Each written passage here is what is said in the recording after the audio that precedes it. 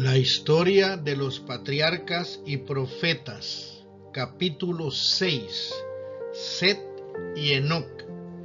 Adán tuvo otro hijo que debía ser el heredero de la promesa divina, el heredero de la primogenitura espiritual. El nombre dado a este hijo, Set, significa señalado o compensación, pues dijo la madre: Dios me ha sustituido otra simiente en lugar de Abel, a quien mató Caín. Leer Génesis 4:25.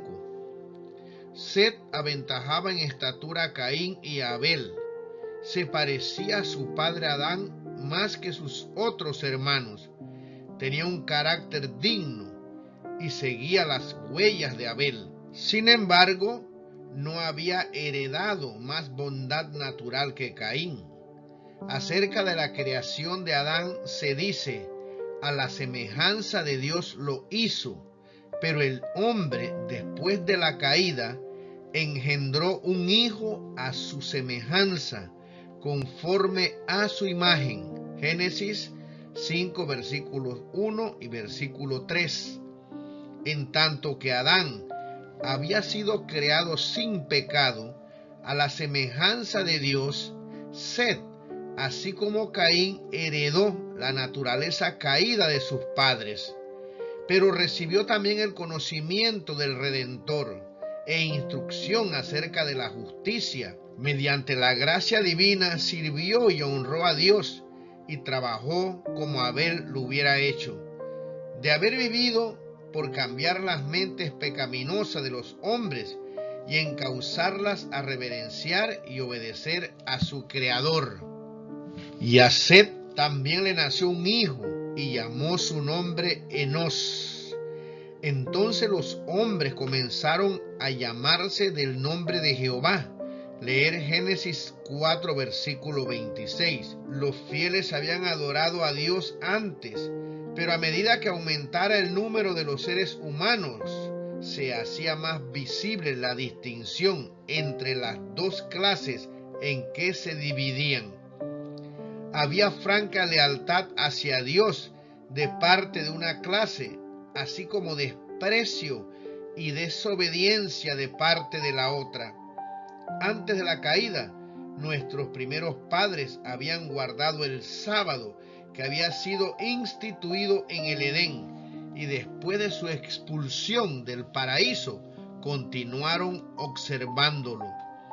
Habían gustado los amargos frutos de la desobediencia y habían aprendido lo que tarde o temprano aprenderán todos aquellos que pisotean los mandamientos de Dios, a saber, que los preceptos divinos son sagrados e inmutables y que la pena por la transgresión es ineludible. El sábado fue honrado por todos los hijos de Adán que permanecieron leales a Dios. Pero Caín y sus descendientes no respetaron el día en el cual Dios había reposado. Eligieron su propio tiempo para el trabajo y el descanso, sin tomar en cuenta el mandamiento expreso de Jehová. Al recibir la maldición de Dios, Caín se había retirado de la familia de sus padres. Había escogido primeramente el oficio de labrador y luego fundó una ciudad a la cual dio el nombre de su hijo mayor. Se había retirado de la presencia del Señor, desechando la promesa del Edén restaurado para buscar riquezas y placer en la tierra maldita por el pecado. Y así se había destacado como caudillo de la gran multitud que adora al Dios de este mundo.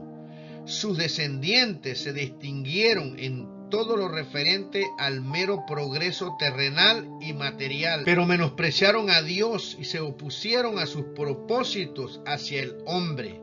Al homicidio cuya comisión iniciara Caín, Lamec, su quinto descendiente, agregó la poligamia y con cínica jactancia reconoció a Dios tan solo para sacar de la venganza prometida a Caín una garantía de su propia salvaguardia. Abel había llevado una vida pastoral, habitando en tiendas o cabañas, y los descendientes de Set hicieron lo mismo y se consideraron peregrinos y advenedizos sobre la tierra, que buscaba una patria mejor, es a saber, la celestial. Leer Hebreo 11, versículo 13 y versículo 16.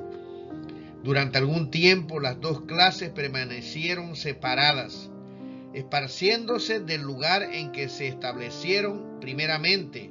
Los descendientes de Caín se dispersaron por todos los llanos y valles donde había habitado los hijos de Set, y esto para escapar a la influencia contaminadora de aquellos, se retiraron a las montañas y allí establecieron sus hogares. Mientras duró esta separación, los hijos de Set mantuvieron el culto a Dios en toda pureza, pero con el transcurso del tiempo se aventuraron poco a poco a mezclarse con los habitantes de los valles. Esta asociación produjo los peores resultados. Vieron los hijos de Dios que las hijas de los hombres eran hermosas. Leer Génesis 6:2. Atraídos por la hermosura de las hijas de los descendientes de Caín, los hijos de Set desagradaron al Señor, alineándose con ellas en matrimonio. Muchos de los que adoraban a Dios fueron inducidos a pecar mediante los halagos que ahora estaban constantemente ante ellos, y perdieron su carácter peculiar y santo. Al mezclarse con los depravados, llegaron a ser semejantes a ellos en espíritu y en obra. Menospreciaron las restricciones del séptimo mandamiento y tomáronse mujeres escogiendo entre todas. Los hijos de Set siguieron el camino de Caín. Judas, versículo 11, fijaron su atención en la prosperidad y el gozo terrenales y descuidaron los mandamientos del Señor. A los hombres no les pareció tener a Dios en su noticia, se desvanecieron en sus discursos y el necio corazón de ellos fue entenebrecido. Por tanto, Dios los entregó a una mente depravada. Leer Romanos 1, versículo 21 y versículo 28. El pecado se extendió por toda la tierra como una lepra mortal. Adán vivió casi 1000 años entre los hombres como testigo de los resultados del pecado. Con toda fidelidad trató de poner coto a la corriente del mal. Se le había ordenado instruir a su descendencia en el camino del Señor, y cuidadosamente atesoró lo que Dios le había revelado y lo repetía a las generaciones que sucedían, a sus hijos y a sus nietos hasta la 9ª generación. Pudo describir Adán el estado santo y feliz del hombre en el paraíso, y repitiéndoles la historia de su caída, les refirió los sufrimientos mediante los cuales Dios le había enseñado la necesidad de adherirse estrictamente a su ley, y les explicó las misericordiosas medidas tomadas para su salvación. Pero solo unos pocos prestaron atención a sus palabras. A menudo le hacían amargos reproches por el pecado que había traído tanto dolor a sus descendientes. La de Adán fue una vida de tristeza, humildad y contrición. Cuando salió del Edén, la idea de que tendría que morir le hacía estremecerse de terror. Conoció por primera vez la realidad de la muerte en la familia humana, cuando Caín, su primogénito, asesinó a su hermano. Lleno del más agudo remordimiento por su propio pecado, y doblemente acongojado por la muerte de Abel y el rechazamiento de Caín, Adán estaba abrumado por la angustia. Veía cómo por doquier se esparcía la corrupción que iba a causar finalmente la destrucción del mundo mediante un diluvio, y a pesar de que la sentencia de muerte pronunciada sobre él por su hacedor, le había parecido terrible al principio. Después de presenciar durante casi 1000 años los resultados del pecado, Adán llegó a considerar como una misericordia el que Dios pusiera fin a su vida de sufrimiento y dolor. No obstante, la iniquidad del mundo antediluviano, esa época no fue, como a menudo se ha supuesto, una era de ignorancia y barbarie. Los hombres tuvieron oportunidad de alcanzar un alto desarrollo moral e intelectual. Poseían gran fuerza física y mental, y sus ventajas para adquirir conocimientos religiosos y científicos eran incomparables. Es un error suponer que porque vivían muchos años, sus mentes alcanzaban tarde su madurez. Sus facultades mentales se desarrollaban temprano, y los que abrigaban el temor de Dios y vivían en armonía con su voluntad, continuaban aumentando en conocimiento y en sabiduría durante toda su vida. Si pudieran compararse con los antediluvianos de la misma edad, los más ilustres eruditos de nuestros tiempos parecerían muy inferiores en vigor mental y físico. A medida que se acortó la vida del hombre y disminuyó su vigor físico, también se aminoró su capacidad mental.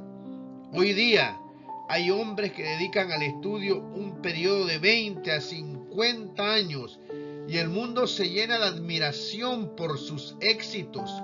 Pero qué limitados son estos triunfos cuando se los compara con los de aquellos hombres cuyo vigor físico y mental se desarrollaba durante siglos. Es verdad que los hombres de los tiempos modernos tienen el beneficio del conocimiento alcanzado por sus predecesores. Los genios que proyectaron, estudiaron y escribieron han legado sus trabajos a quienes le han seguido, pero aún en este respecto y en lo que concierne meramente a los conocimientos humanos, cuán superiores fueron las ventajas de los hombres de aquella edad antigua. Tuvieron entre ellos durante siglos a aquel que Dios había formado según su propia imagen, a quien el Creador mismo declaró bueno el hombre a quien Dios había instruido en toda sabiduría del mundo material. Adán había aprendido del Creador la historia de la creación. Él mismo había presenciado los acontecimientos de 9 siglos y comunicó sus conocimientos a sus descendientes.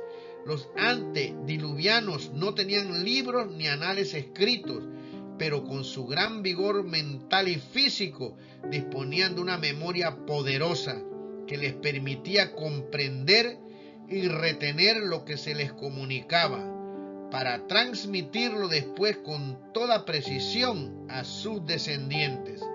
Durante varios siglos hubo 7 generaciones que vivieron contemporáneamente y tuvieron la oportunidad de consultarse para aprovechar cada una los conocimientos y la experiencia de las demás. Las ventajas que gozaron los hombres de aquellos tiempos para obtener un conocimiento de Dios por el estudio de su obra no han sido igualadas desde entonces. Lejos de ser una era de tinieblas religiosas, fue una edad de grandes luces. Todo el mundo tuvo la oportunidad de recibir instrucción de Adán, y los que temían al Señor tuvieron también a Cristo y a los ángeles por maestro, y tuvieron un silencioso testimonio de la verdad en el huerto de Dios, que durante siglos permaneció entre los hombres. A la puerta del paraíso, guardada por querubines, se manifestaba la gloria de Dios, y allí iban los primeros adoradores a levantar sus altares y presentar sus ofrendas. Allí era donde Caín y Abel habían llevado sus sacrificios, y Dios había condescendido a comunicarse con ellos. El escepticismo no podía negar la existencia del Edén mientras estaba a la vista, con su entrada vedada por los ángeles custodios. El orden de la creación, el objeto del huerto, la historia de sus dos árboles, tan estrechamente ligados al destino del hombre, eran hechos indiscutibles, y la existencia y suprema autoridad de Dios, la vigencia de su ley, eran verdades que nadie pudo poner en tela de juicio mientras Adán vivía. A pesar de la iniquidad que prevalecía, había un número de hombres santos, ennoblecidos y elevados por la comunión con Dios, que vivían en compañerismo con el cielo.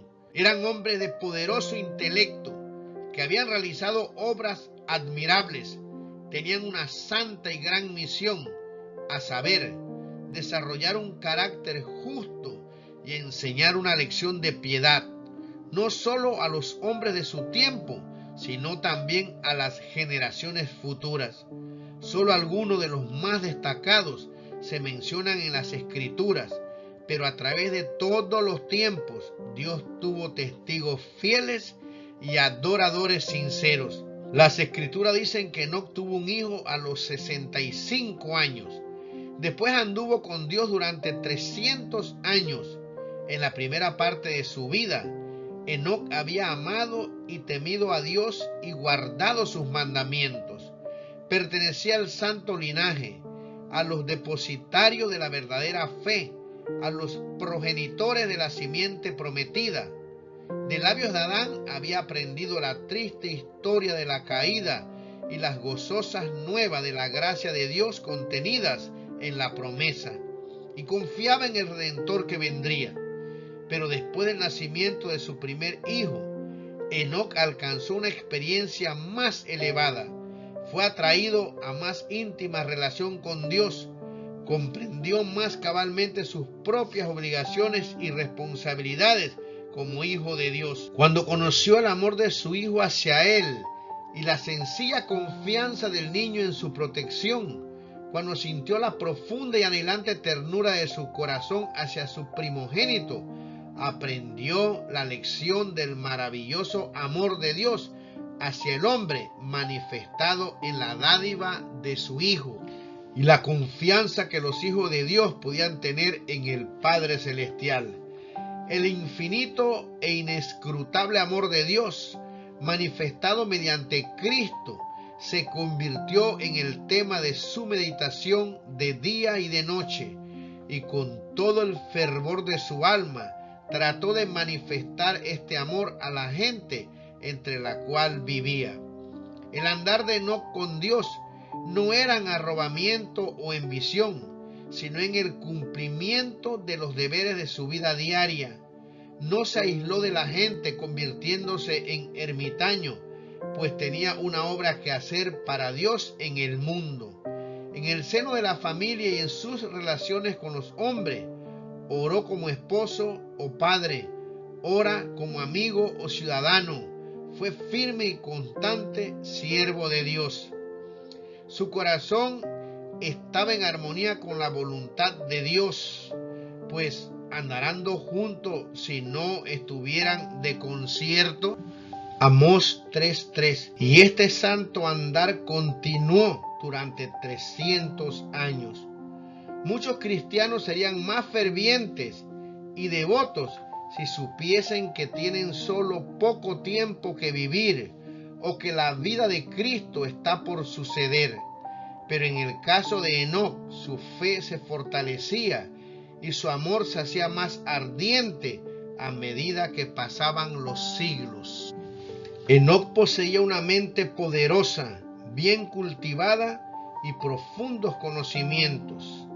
Dios le había honrado con revelaciones especiales. Sin embargo, por el hecho de que estaba en continua comunión con el cielo y reconocía constantemente la grandeza y perfección divinas, fue uno de los hombres más humildes. Cuanto más íntima era su unión con Dios, tanto más profundo era el sentido de su propia debilidad e imperfección. Afligido por la maldad creciente de los impíos, y temiendo que la infidelidad de esos hombres pudiese aminorar su veneración hacia Dios, Enoc eludía el asociarse continuamente con ellos y pasaba mucho tiempo en la soledad, dedicándose a la meditación y a la oración. Así esperaba ante el Señor, buscando un conocimiento más claro de su voluntad a fin de cumplirla. Para él la oración era el aliento del alma. Vivía en la misma atmósfera del cielo. Por medio de sus santos ángeles, Dios reveló a Enoc su propósito de destruir al mundo mediante un diluvio y también le hizo más manifiesto el plan de la redención. Mediante el espíritu de profecía, lo llevó a través de las generaciones que vivirían después del diluvio y le mostró los grandes eventos relacionados con la segunda venida de Cristo y el fin del mundo. Enoc había estado preocupado acerca de los muertos. Le había parecido que los justos y los impíos se convertirían igualmente en polvo y que ese sería su fin. No podía concebir que los justos vivieran más allá de la tumba. En visión profética se le instruyó concerniente a la muerte de Cristo y se le mostró su venida en gloria, acompañado de todos los santos ángeles para rescatar a su pueblo de la tumba. También vio la corrupción que habría en el mundo cuando Cristo viniera por segunda vez, y habría una generación presumida, jactanciosa y empecinada, que negaría al único Dios y al Señor Jesucristo, pisoteando la ley y despreciando la redención. Vio a los justos coronados de gloria y honor, y a los impíos desechados de la presencia del Señor y destruidos por el fuego. Enoc se convirtió en el predicador de la justicia e hizo saber al pueblo lo que Dios le había revelado. Los que temían al Señor buscaban a este hombre santo para compartir su instrucción y sus oraciones. También trabajó públicamente, dando los mensajes de Dios a todos los que querían oír las palabras de advertencia. Su obra no se limitaba a los descendientes de Set. En la tierra donde Caín había tratado de huir de la divina presencia, el profeta de Dios dio a conocer las maravillosas escenas que había presenciado en visión. He aquí, dijo el Señor, es venido con sus santos millares a hacer juicio contra todos y a convencer a todos los impíos de entre ellos tocante a todas sus obras de impiedad que han hecho impíamente. Leer Judas versículo 14 y versículo 15. Enoc condenaba intrépidamente el pecado, mientras predicaba el amor de Dios en Cristo a la gente de aquel entonces y les rogaba que abandonaran sus malos caminos.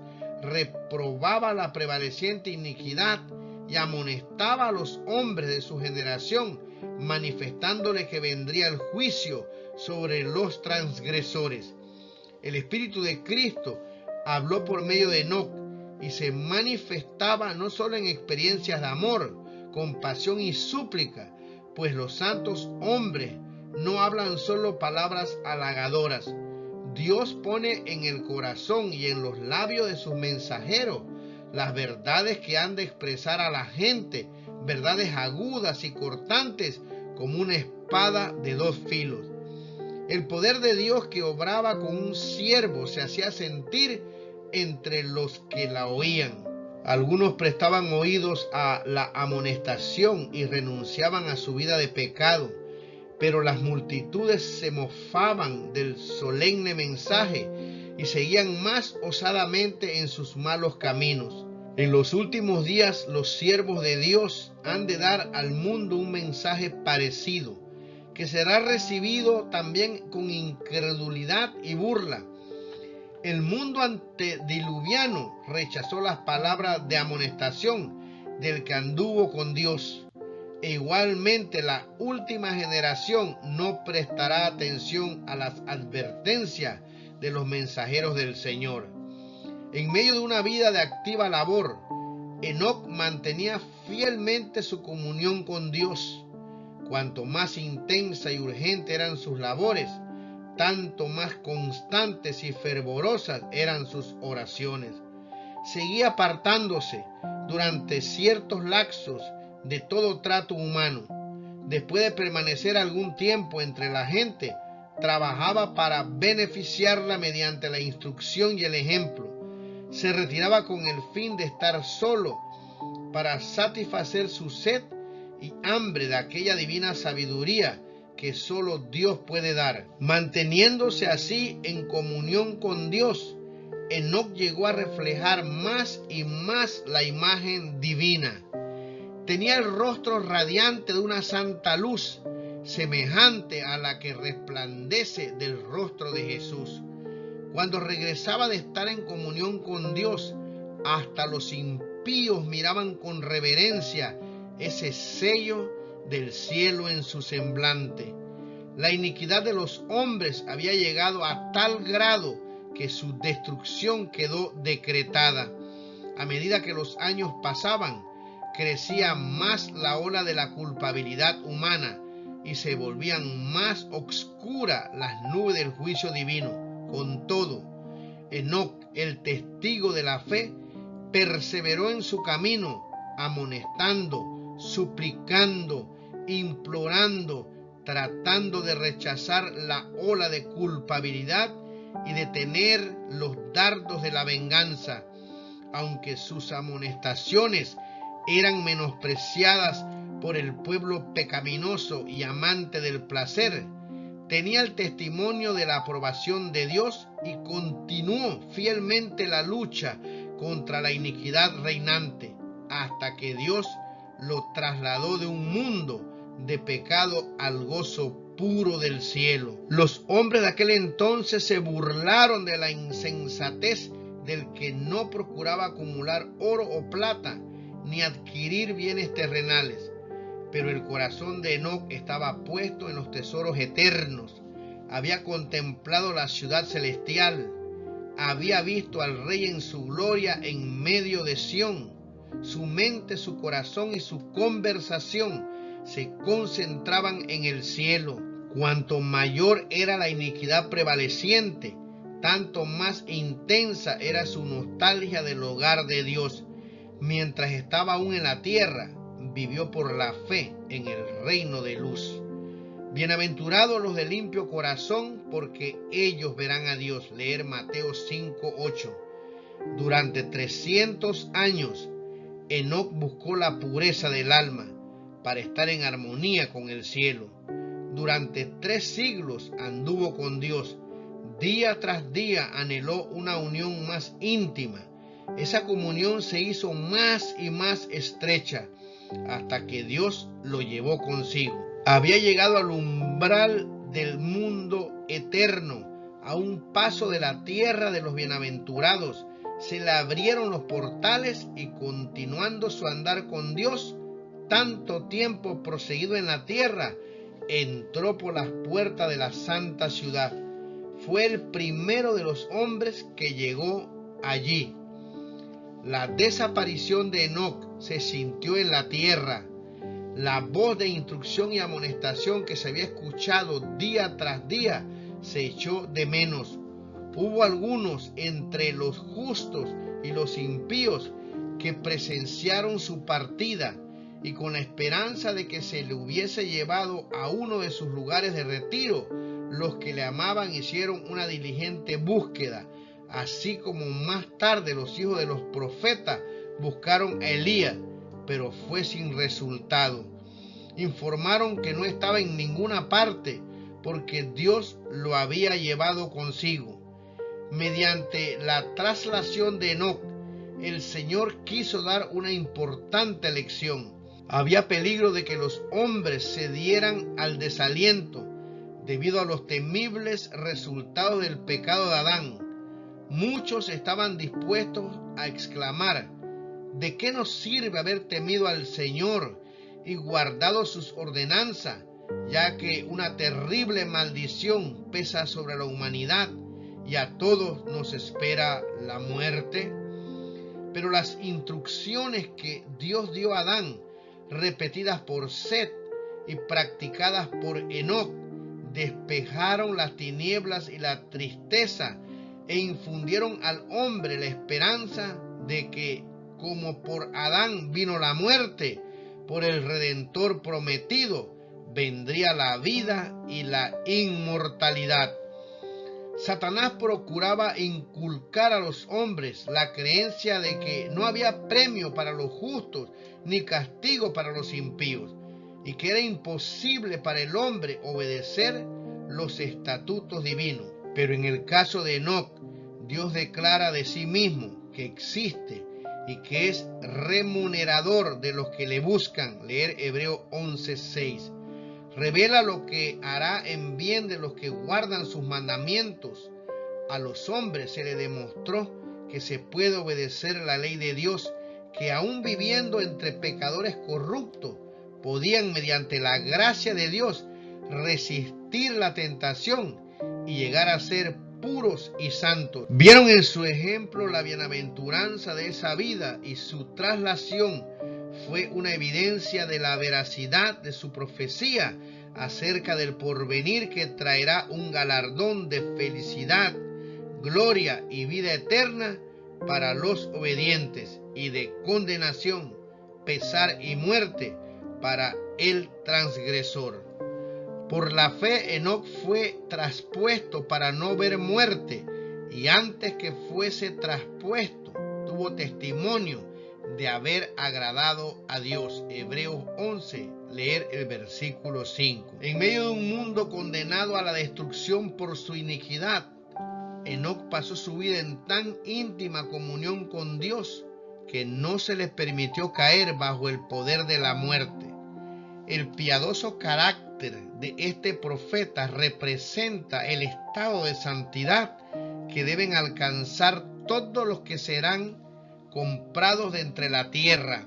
Leer Apocalipsis capítulo 14 y versículo 3. En el tiempo de la segunda venida de Cristo, en ese entonces, así como en el mundo antediluviano, prevalecerá la iniquidad. Siguiendo los impulsos de su corrupto corazón y las enseñanzas de una filosofía engañosa, el hombre se rebelará contra la autoridad del cielo. Pero así como Enoc, el pueblo de Dios buscará la pureza de corazón y la conformidad con la voluntad de su Señor, hasta que refleje la imagen de Cristo. Tal como lo hizo Enoc, anunciarán al mundo la segunda venida del Señor y los juicios que merecerá la transgresión, y mediante su conversión y ejemplos santos condenarán los pecados de los impíos. Así como Enoc fue trasladado al cielo antes de la destrucción del mundo por el diluvio, así también los justos vivos serán traspuestos de la tierra antes de la destrucción por el fuego.